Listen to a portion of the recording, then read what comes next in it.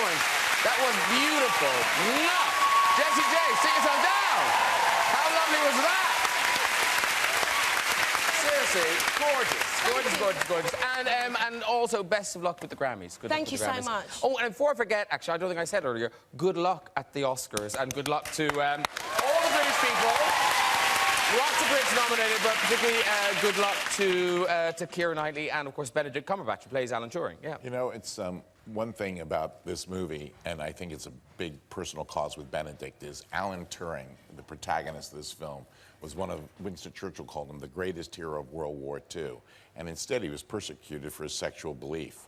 And he was pardoned, but it just seems so odd to Benedict, to myself, that you pardon a great hero as opposed to honoring him. And I think he should be posthumously honored. Well, here's hoping. Here's hoping. Now, before we go, we do have time to go to the red chair for our stories. Now, Harvey, you probably should get your checkbook out, because you'll probably want to option some of these stories for films. I don't know if you've made a film about someone shitting themselves before, but we'll probably get there. I think Hollywood is going to, okay. They're probably a little nervous this week because they know this could be the beginning of something. Wouldn't it be amazing if that actually happened? Yeah, I think that would be amazing. Yeah. OK, who's up first? Hi. I'm John. Hello, John. And where do you live, John? Staines. Staines. John from Staines. OK. And what do you do, John? I'm an electronics engineer.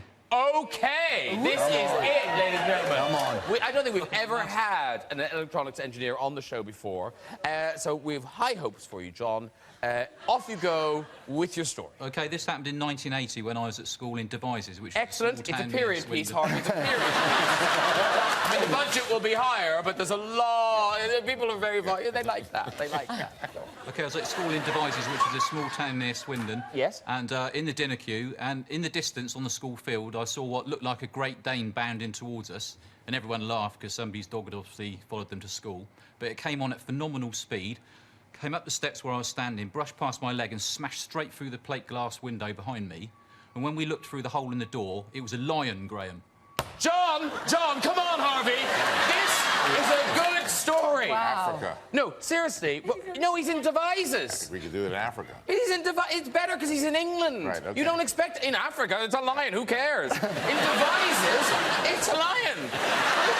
What's it doing there? Where did it come from? Good question. That's why we're gripped to our seats. Where did the lion come from? Wait a minute. Did it kill anyone? No, they were... Did it maim anyone? No. Was it really a lion, we were or have you lied? It was actually a lion. Was it a dog with a balaclava on? And the police marksmen were at the school the whole afternoon while we hid in the library, and they rounded up these 2 lions that got into the school. What? And what had happened was that the travelling circus has arrived in town while we were at morning lessons. Is this just an Enid Blyton story you're recycling for the purpose of our show? The brilliant thing about this story is that, for today, is that the lions turned out to be called Girly and Jessie.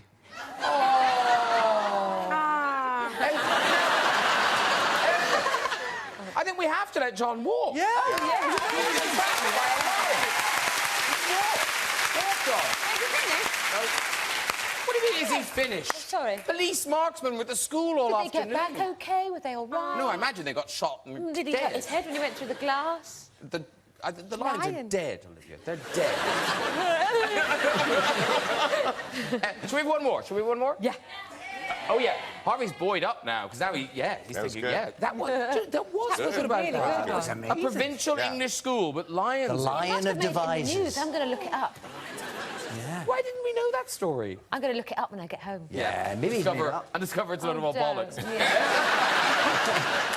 OK, who's next? Hello. Hello. What's your name? Kate. Kate, lovely. And where are you from, Kate? East London. East London. And what do you do? I'm a teacher. Hey! I'm not. I was never teaching.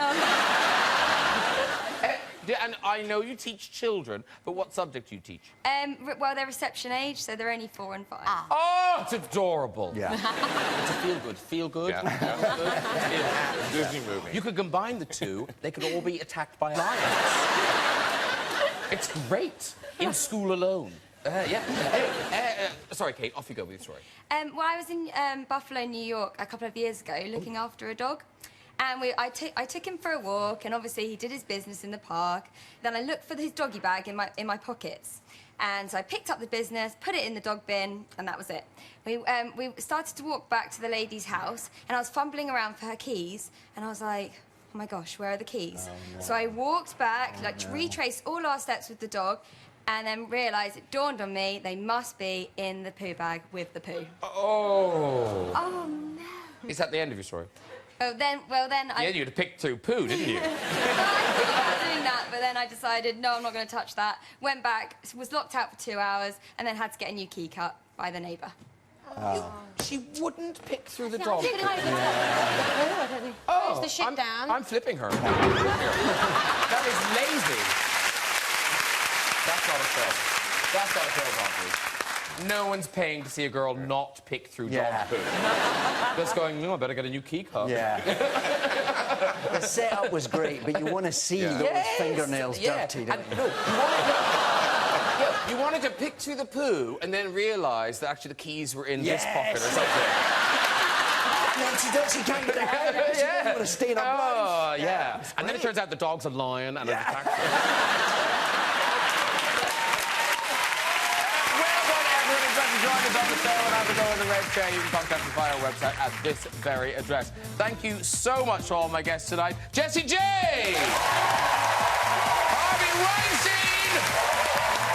Olivia Colman! And Mr. David Tennant!